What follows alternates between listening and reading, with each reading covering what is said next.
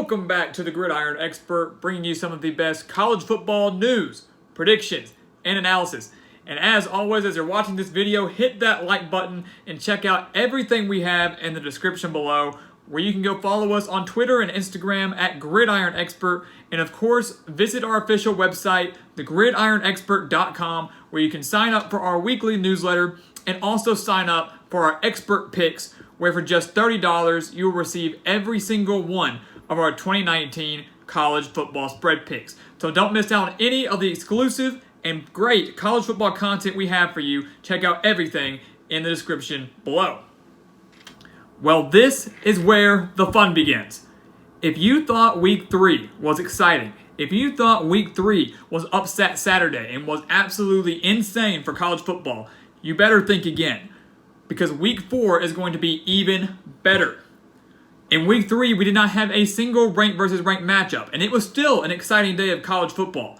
Week 4 provides us with 3 ranked versus ranked matchups, all of which will have either major conference implications or major college football playoff implications.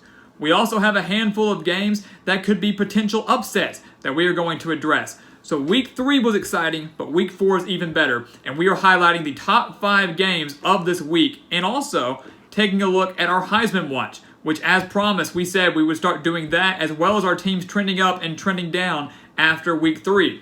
And we are a man and a place of our words, and that is what we're going to break down for you today. And we'll kick off what I think is probably a very interesting game to kick off week 4. On Friday night, number 10 Utah travels to face off against USC. And this game has the potential to be a huge upset.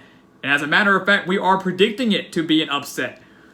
Utah right now is the favorite in the Pac-12. They're the number 10 team in the country, and they deserve to be ranked in the top 10. No doubt in my mind. I thought they should have been ranked in the top 10 to begin week 3, but after an easy win, I believe it was over Idaho State, they jumped over Michigan, who dropped down to number 11. They're the favorite in the Pac-12, but have not won in Los Angeles since 1916. But let's keep in mind that they have not played in Los Angeles only just 4 times since 1948. So while that statistic sounds very skewed, they haven't met there every year or every other year since 1916. But the Utes have struggled at the Coliseum.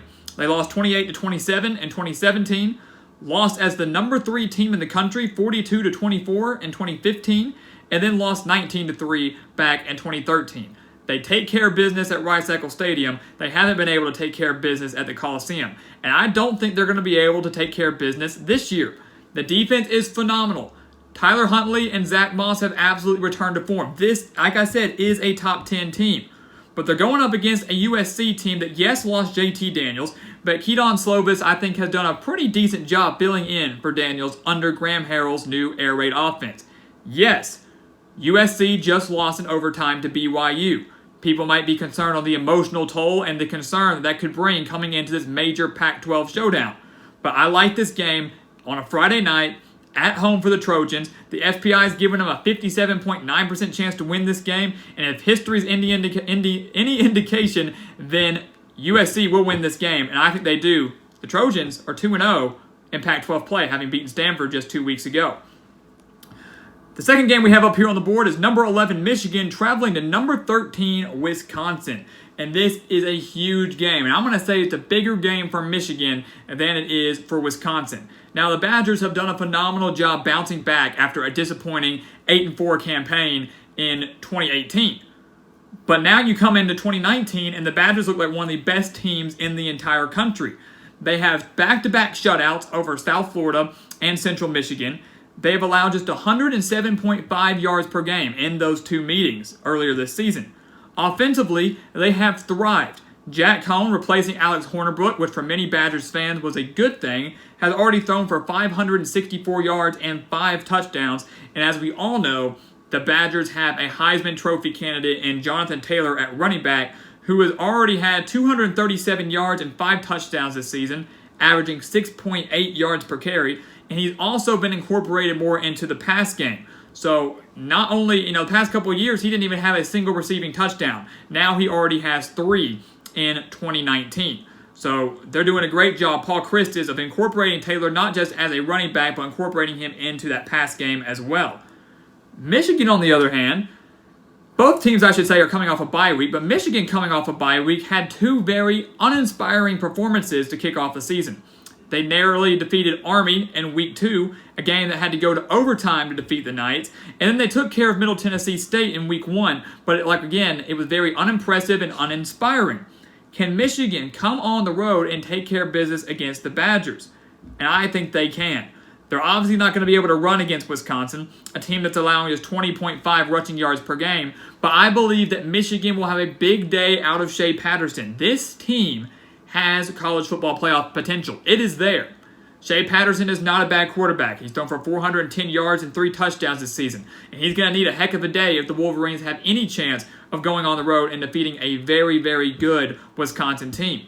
But this team has college football playoff potential. I just don't believe that we saw it in the first 2 weeks. I think it was a slow start for the Wolverines. I think Jim Harbaugh has his teams ready. Coming off a bye week, they come on the road and narrowly defeat the Badgers. But I will say this. If Michigan does lose in this game, if they fall to Wisconsin, their college football playoff hopes are over, and they will not make the Big Ten championship. They will not win the Big Ten. And better yet, this will not be the only loss for Michigan if they do fall to Wisconsin. And there's a very good chance that Jim Harbaugh could be on his way out by the end of this season. Not because of this Wisconsin loss, but because this is not going to be the only loss for Michigan this season. It might be kind of crazy to say, but this almost feels like a must-win for the Wolverines. Our third game that we have up on the board is a huge SEC West showdown between number 8 Auburn and number 17 Texas A&M. Now, I'm not an Auburn hater by any means, not one bit. But as I've said before, right after their Week 1 victory over Oregon, as I've said the previous weeks, I have not bought the Auburn hype in 2019. This game can sell me on Auburn. If the Tigers come on the road to College Station and beat the Aggies, I will be sold on the Tigers as a legitimate, not only SEC title contender, but also a college football playoff contender. The Tigers are 1-3 at home against Texas A&M, but are 3-0 on the road against the Aggies. Crazy to think about. They have thrived at College Station, just have not done as well at home against the Aggies. I believe that kind of changes this year. I think Auburn takes their first loss at College Station. I believe they take their first loss against the Aggies on the road. Bo Nix, people are praising him, think he's great. I think he did fine against Oregon in Week 1. I think he's done fine against Tulane and Kent State. But let's keep in mind that he has not surpassed 200 yards except just one time, and that was 207 yards against Tulane in Week 2. So he hasn't been absolutely outstanding. He's thrown for 545 yards, 4 touchdowns, and 2 interceptions, and added 1 rushing touchdown as well. Auburn is thriving on their defense, of course, the best defensive line in all of college football, and they're thriving on their rushing game. They had 3 100-yard rushers in last week's victory over Kent State, and Jatarvius Whitlow was averaging 5.4 yards per carry. That's how they will beat Texas A&M. They're going to have to beat the Aggies on the ground, because I don't think Bo Nix is going to be able to win this game solely through the passing game, solely through the air. Texas A&M's rushing defense, though, was only allowing 83.7 rushing yards per game. They bottled up Travis Etienne, one of the better running backs in all of college football, just a few weeks ago in that 24-10 loss to Clemson. And now Texas A&M, of course, has not only a very solid rushing defense across the board, but has a very solid offense to go with that, with Kellen Mond being one of the better quarterbacks in the entire SEC. Already 747 yards, 5 touchdowns in 2019, as well as 2 rushing touchdowns. And while they did lose Jashawn Corbin for the entire season, Isaiah Spiller has already averaged 8.8 yards per carry, picking up the slack in the run game. This game at College Station, a very talented Texas A&M team, and an Auburn team that I'm not fully sold on yet. I like the Aggies to take care of business at home. But once again, Auburn, if you win, you've sold me, you're legit. Our fourth game we have up on the board is another potential upset. Oklahoma State traveling to number 12 Texas. Now listen to this. Listen to this statistic and how lopsided this series has been in recent years. Oklahoma State has defeated Texas the past 4 years. 3 of those past 4 victories, though, for the Cowboys have come by just a field goal. It's an average of about 7 points per game when you incorporate that 18-point victory they had just a few years ago. Oklahoma State has won 5 straight games in Austin, dating all the way back to 2010. So it is easy to say, and it's okay to say, that the Cowboys have owned the Longhorns for about the past decade. But I think, once again, kind of like we said with Auburn trying to win games on the road against Texas A&M, I think that ownership for the Cowboys is done, at least for 2019. Yes, they have Chuba Hubbard, who's averaging 7.9 yards per carry this season and had a career-high 256 yards against Tulsa last week. Yes, they have Tylan Wallace, who scorched Texas last year for 222 yards and 2 touchdowns last year, and already has 390 receiving yards and 6 touchdowns this season, to go along with Spencer Sanders, who has done a phenomenal job taking over at quarterback for Mike Gundy and the Cowboys. I'm not saying that Oklahoma State cannot win this game. I'm not saying they don't have the talent, because the talent is certainly there, especially on the offensive side of the ball, and that's to be expected from a Mike Gundy-led team. But Texas, this team is different than the team that we saw last year. Texas was good last year. 10 wins, beat Georgia in the Sugar Bowl. They were number 6 when they fell by 3 points to Oklahoma State at Boone Pickett Stadium. But that Texas team last year, 6 of their 10 wins came by just 1 possession. This year, Texas narrowly lost to LSU in Week 2 and took care of easy business in the non-conference against Rice and Louisiana Tech. Last year's Texas team, I don't think would have blown those teams out by as much as they have last year. And I know they're poor group of 5 opponents. I get it. But Sam Ehlinger is the real deal. Nearly 1,000 yards already this season and 11 touchdowns. And the rushing defense, which is going to be key in stopping Chuba Hubbard, is only allowing 87.3 yards per game.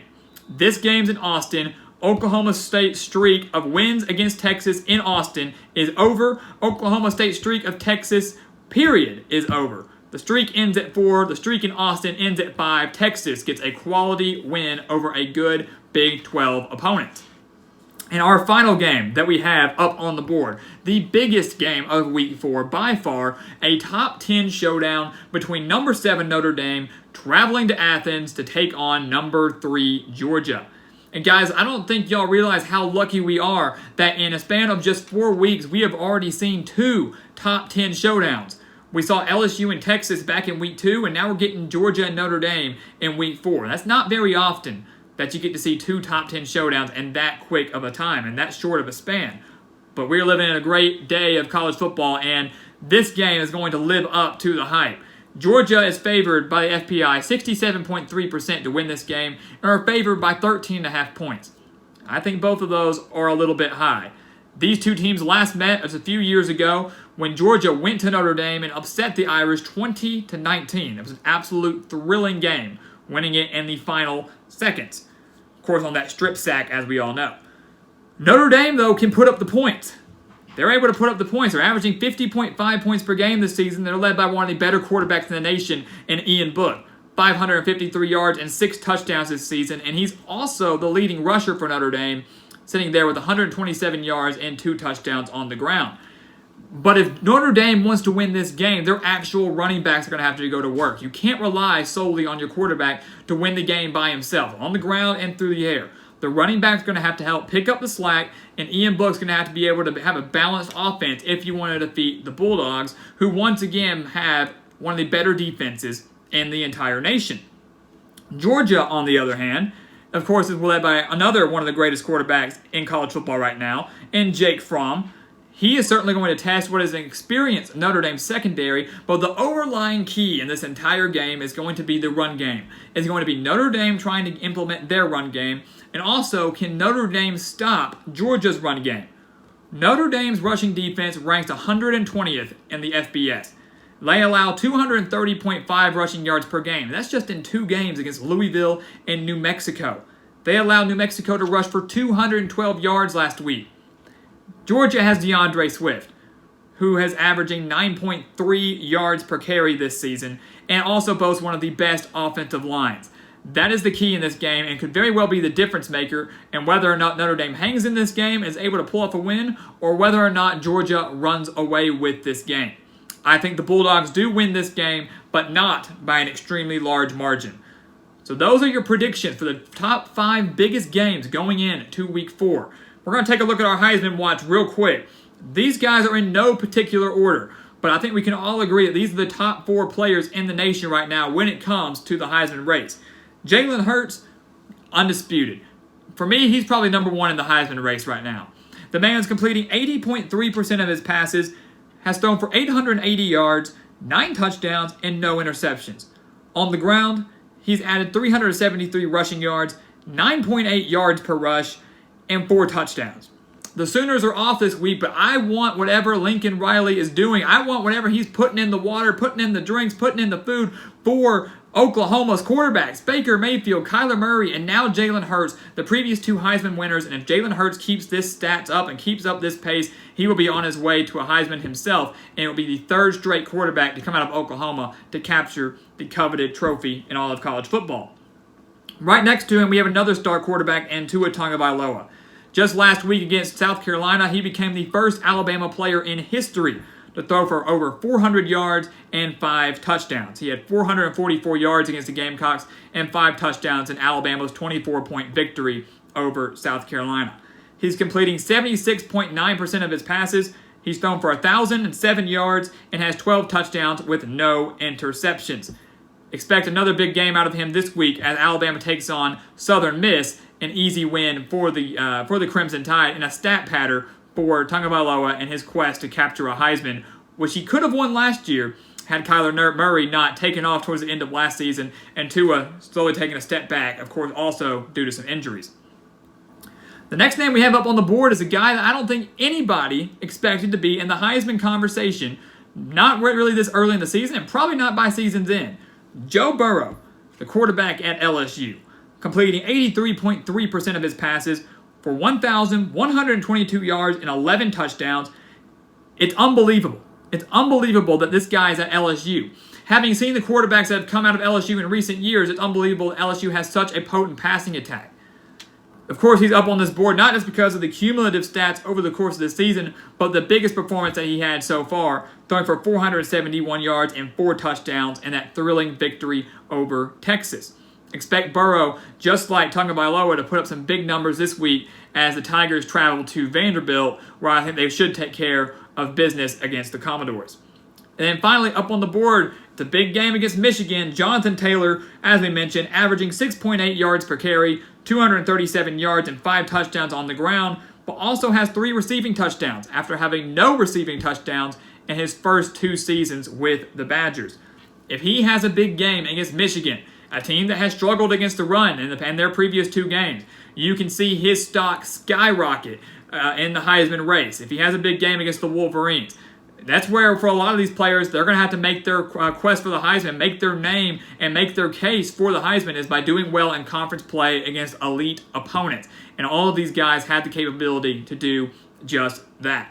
So those are the 4 guys that we have at our Heisman watch right now. You'll notice Trevor Lawrence isn't up there. The guy's got to stop throwing interceptions. He's putting up great numbers, but he's already thrown more interceptions in just 3 games than he has in the entire 2018 season. So maybe he'll pick things up in conference play, but we left him off for that reason alone. But right now, we have a huge Week 4 coming at you. Some of the best players in the country ready to put up some big-time numbers and some big games coming at you that will drastically shake up next week's top 25 and drastically shake up their conferences and the college football playoff race as well. So guys, once again, thank you for watching us here on YouTube. Go check us out on Twitter and Instagram at Gridiron Expert. And of course, check out our official website, thegridironexpert.com. Sign up for the newsletter, sign up for the expert picks, and once again, thank you for watching us here on YouTube. Please continue to like, comment, and subscribe, and we will see you next time on The Gridiron Expert.